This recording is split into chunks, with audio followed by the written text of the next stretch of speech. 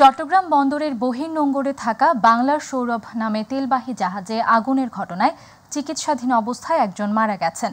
এছাড়া জাহাজটি থেকে ৪৭ জন নাবিক ও ক্রুকে জীবিত উদ্ধার করা হয়েছে বলে জানা গেছে। শুক্রবার দিবাগত রাত ১২টার দিকে বহির্নোঙরে থাকা অয়েল ট্যাঙ্কার আগুন ধরে যায়। ৪ ঘণ্টার চেষ্টায় নৌবাহিনী, কোস্টগার্ড ও বন্দর কর্তৃপক্ষ মিলে আগুন নিয়ন্ত্রণে আনে। মধ্যরাতে হঠাৎ বিকট শব্দে কেঁপে ওঠে চট্টগ্রাম বন্দরের বহির্নোঙরে থাকা তেলবাহী ট্যাঙ্কার বাংলার সৌরভ। ঘুমন্ত নাবিকরা জেগে দেখেন জাহাজের সামনের অংশে আগুন ছড়িয়ে পড়েছে। পুরো জাহাজে বাজতে থাকে ইমার্জেন্সি সাইরেন। জাহাজের পেছনের অংশে জড়ো হতে থাকেন নাবিকরা।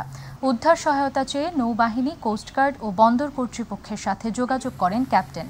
উদ্ধারকারী দল পৌঁছানোর আগে আতঙ্কিত নাবিকদের বেশ কয়েকজন সাগরে লাফিয়ে পড়েন। কয়েকজনকে উদ্ধার করে ফিশিং ট্রলারগুলো। পরে আসে নৌবাহিনী ও কোস্টগার্ডের সদস্যরা। উদ্ধার করেন জাহাজের ৪৮ নাবিককে, কিন্তু চিকিৎসাধীন অবস্থায় সাদেক নামে এক নাবিক মারা যান।